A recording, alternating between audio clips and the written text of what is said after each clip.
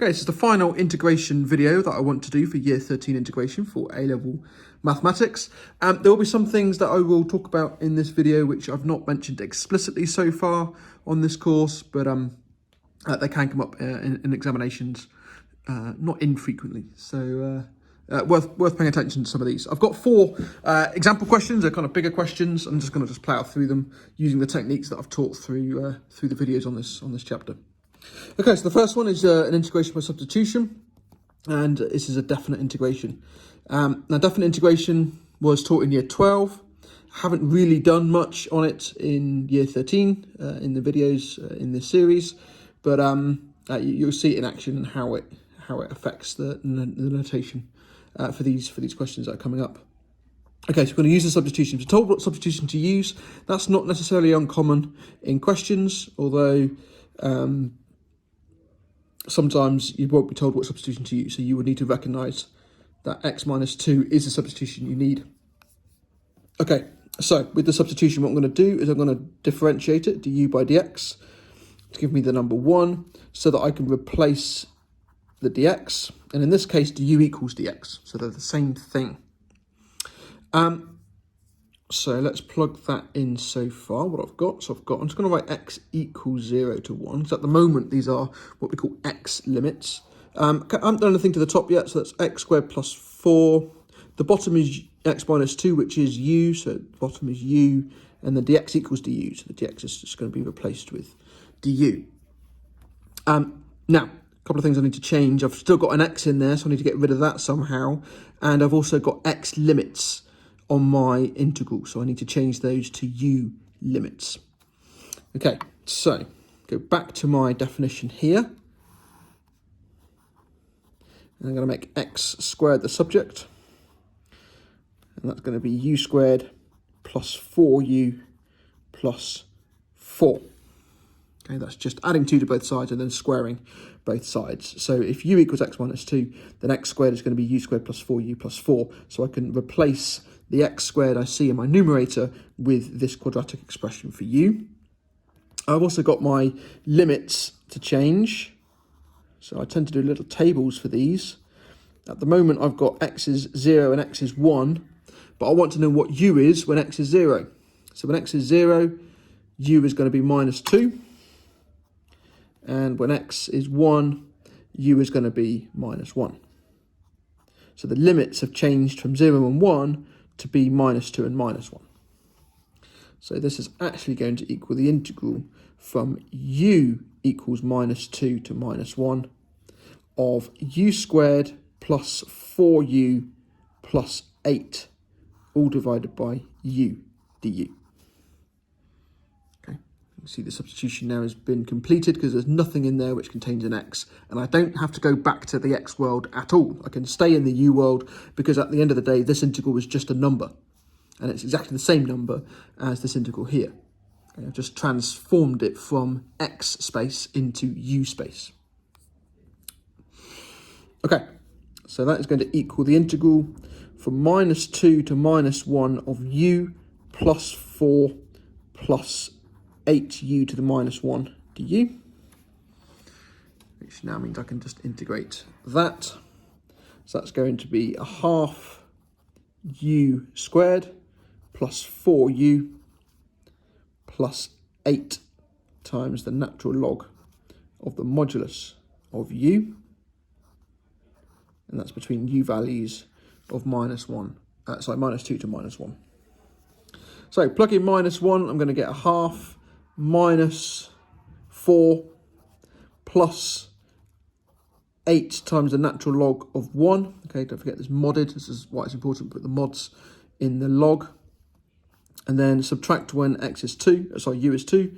So it's going to be a half times 4, which is a half. That's minus 8, but I'm minusing it, so add 8. And then I've got minus 8 times the natural log of the modulus of minus 2, which is 2. Okay, and we can tidy that up. That is just 0, so that can disappear. So I've got, hold on.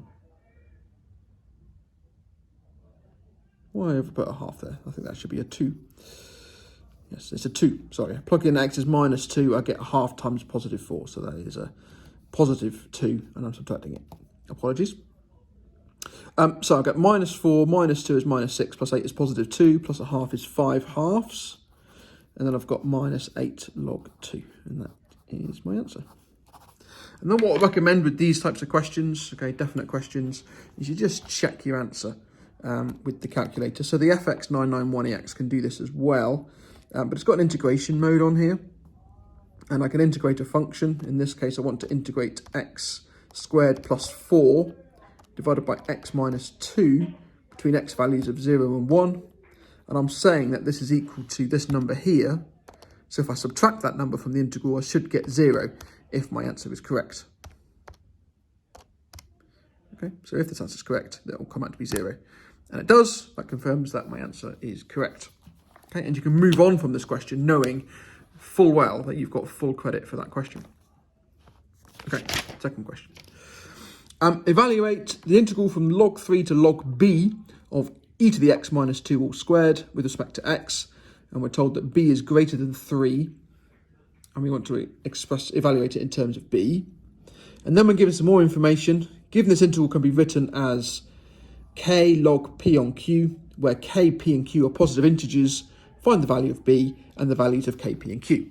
Okay, let's do the first bit first of all. We're going to evaluate this integral. Now, it doesn't take any kind of substitution for this one. What we're going to do is just multiply out the square and then integrate both all three terms. So it's going to be integral of from log of 3 to log of b of e to the x squared, which is e to the 2x, minus 2 to the x minus 2 to the x, which is minus 4e to the x. And then we're going to get plus 4. So that's multiplying out the squared bracket. And now we can just integrate each of those terms. So that's going to be a half e to the 2x minus 4e to the x plus 4x. And that's between log 3 and log b. Okay, now we plug in b, log b. So that's going to be equal to a half e to the 2 log b minus 4e to the log b plus 4 log b minus a half e to the 2 log 3 minus 4e to the log 3. Looks like it's plus because it's minus minus. And then minus 4 log 3. Okay, lots going on there. Now, got to remember your laws of logs and exponentials here. So the law of log says that if I got a multiplier, I can bring it in as a power. So actually that's log of b squared as opposed to 2 log b.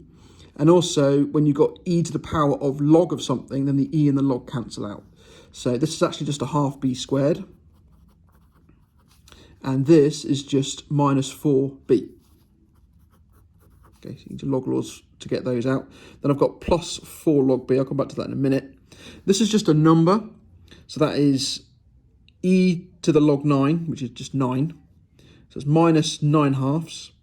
And then I've also got a 12. So I've got 12 minus 9 halves, which is 15 halves. So plus 15 over 2. And then I've got to combine these two logs together, which is why I left that one out when I did. And let's subtract the logs, so that's going to be b over 3. Okay, so that is this integral in terms of b, as requested. So that's the first part of the question. Second part of the question, given this integral can be written as k log p on q, where k, p and q are positive integers, find the value of b and the values of k, p and q.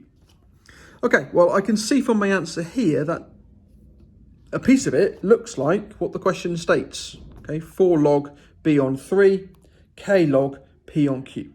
So what I really want is I want this bit here to equal 0. So I've got a quadratic expression in b, which I want to be 0. So I'm looking for the 2 roots of that. So it's a quadratic equation, so I can go into equation mode.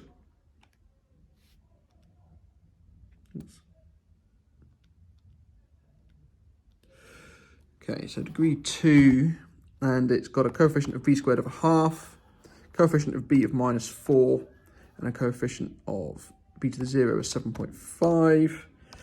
And that gives me that b is either 3 or 5.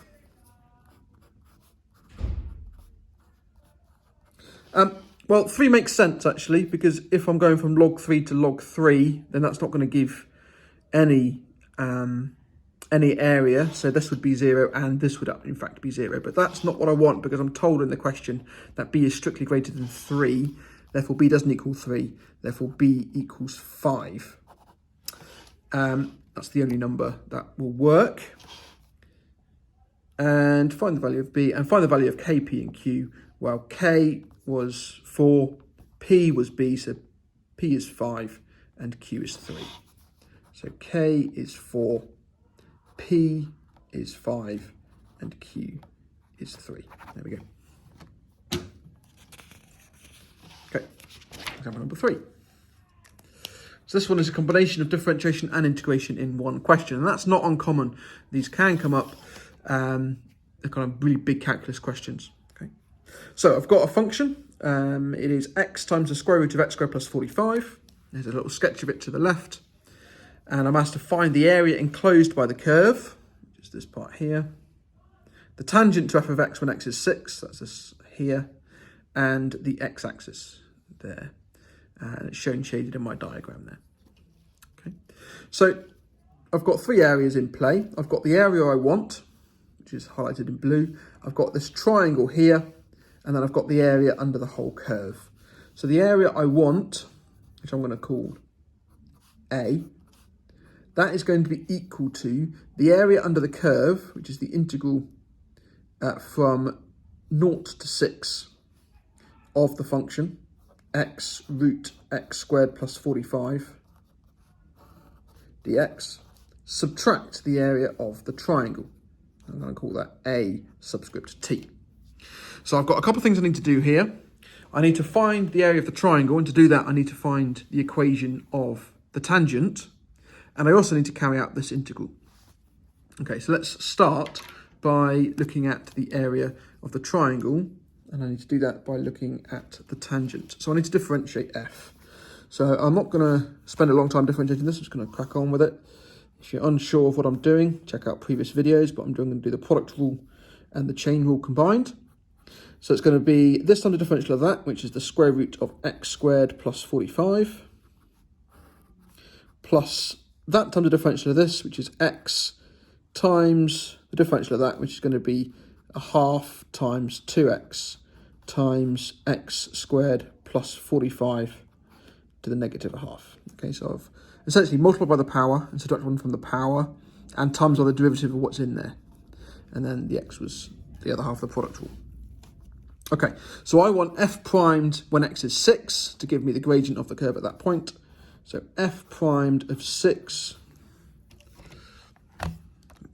computation mode, so it's going to be square root of 6 squared plus 45 plus the half and the 2 cancel, so it's just 6 squared times, and then I've got 6 squared plus 45 to the power of minus a half, and that gives me 13. So the gradient at x is 6 is 13. The other piece of information I need to know is what is the value of f. Because I need to know the point that the tangent is going to go through. And the value of f, I just plug x is 6 into the original function up here. So I'm going to get 6 times the square root of 81, which is 6 times 9, which is 54. So I can use this to say that the equation of the tangent at x is 6 is y minus 54 equals 13 times x minus 6. Okay, so that's the equation of the tangent. Now I need this point here. I need to know where it crosses my x-axis, because I need to integrate, or not integrate, I need to find the base length of the triangle there. So that occurs when y is 0. So this implies that x is going to equal minus 54 divided by 13 plus 6. So let's put a number to that, shall we? 6 minus 54 thirteenths. There we go, it's 24 thirteenths. So that allows me to calculate the area of the length that I want, 6 minus 24 13ths, which is, of course, 54 13ths. So this length here is 54 over 13. That's the length. There we go. Okay. So I've now got everything I need for the area of the triangle. So I can say that AT is a half times the base, which is 54 13ths, times the height, and the height is that height there, which is 54, because that's just the F value when X is 6.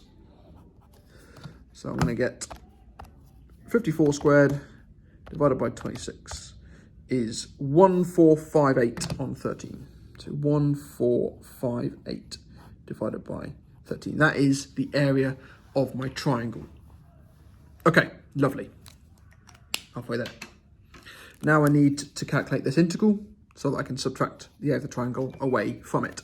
So what I'm going to do is I'm just going to look at this integral, and I can see that if I differentiate the contents of that, I get 2x, which is very close to the product out here. So it's going to be f primed of x times f of x to the power n dx. Is that one of those special cases that I did a video about?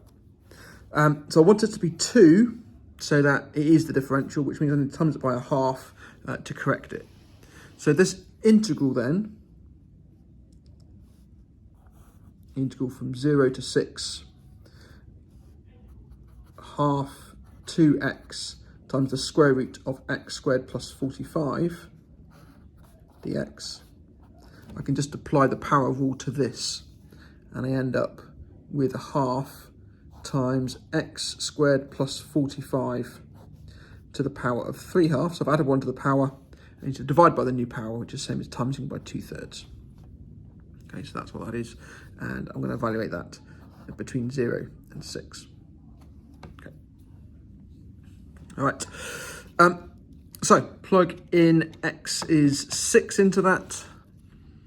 I'm going to get 36 plus 45 is 81. 81 square rooted is 9. So I need 9 cubed divided by 3, because the half and the 2 will cancel. So I need to divide that by 3. So that's 243. I also need to plug x as 0 in there, because it's not going to be it's not going to be 0 if I plug in x as 0. So it's going to be 45 to the power of 3 halves, which is 45 root 45, and then times that by a third. So that's going to be minus 15 root 45. Okay, so that's the value of the integral. So that's the area under the curve. Therefore, the area I want, which I called A, is going to be this number, which is 243, subtract 15 root 45, and I subtract the area of the triangle, AT, from that, which I calculated up here as being 1458 13ths. And then those two are just numbers, so I can combine those. So 243 subtract 1458 over 13 is 1701 13ths.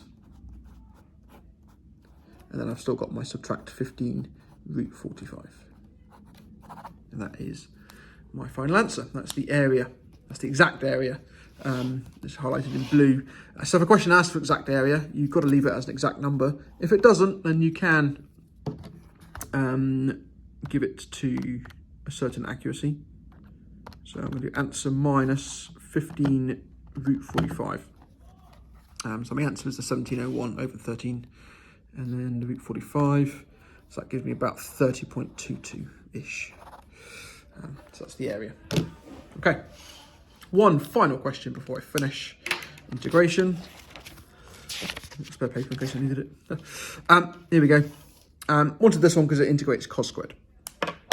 So we've got a curve which is defined as y equals 1 minus cos of x all squared, and I want to calculate the area of the finite region shaded in the diagram, which is bounded by the curve and the x-axis. Okay. So the first thing I need to do is to decide at what point does that hit the x-axis again. So when y is 0. So for y to be 0, I need the contents of that bracket to be 0. So that means cos of x must equal 1. That occurs when x is 0. which is why it touches the origin over here, and also occurs when x is 2 pi, as the next time cos of x is 1, so x is 2 pi. So what I'm actually evaluating here is the integral between 0 and 2 pi of 1 minus cos of x, all squared, with respect to x. Okay, that integral expresses the area highlighted in green. So that's going to equal the integral from 0 to 2 pi of 1 minus 2 cos of x plus cos squared of x with respect to x. Okay, so that can integrate no problem. That's a year 12 one. That can integrate no problem. That's a straightforward trigonometric one, but this one I have to do something with first. So what I'm going to do is I'm just going to pull this aside, and I'm going to recall that cos squared of x plus sine squared of x is 1, and cos squared of x minus sine squared of x is cos of 2x. If I add those together, those two will cancel, and I'm left with 2 cos squared of x, and that is identical to 1 plus cos of 2x. So I can conclude that cos squared of x is identical to a half into 1 plus cos of 2x.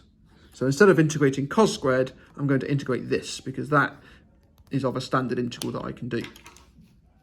So plug that back into here. I'm going to get that my area is going to be equal to the integral from 0 to 2 pi of 1 minus 2 times the cosine of x plus cos squared, but that's cos squared, so it's plus a half cos of 2 of x dx. I can combine those together and integrate. So 1 plus a half is 3 halves, so that would just be 3 halves x, because it's just a constant. Cos integrates to sine, so it's minus 2 times sine of x.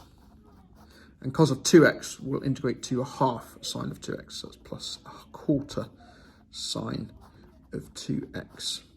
And that's evaluated between 0 and 2 pi. And what's nice about this question is when I plug in x is 2 pi, that disappears and that disappears. And when I plug in x is 0, all 3 of them disappear. So the only one that's non-zero out of all 6 of those terms is the 2 pi in here, which means that's just 3 pi. That's the answer. So we can check that, similar to how we checked the first one. If I integrate the original function, which was 1 minus the cosine of x, all squared, between 0 and 2 pi, and subtract my answer, which was 3 pi, then I should get an answer of 0 if the 3 pi is correct, which it is. So it's 0. Brilliant. So that's how we integrate cos squared. We do something similar to integrate sine squared. That is worth knowing, because that can come up, and you do need to be aware of that. So yeah, just bear that in mind, using a trig identity to integrate powers of trig. All right, thank you for watching, and check out other videos in Year 13 Pure and the rest of the course to help you prepare for your exams.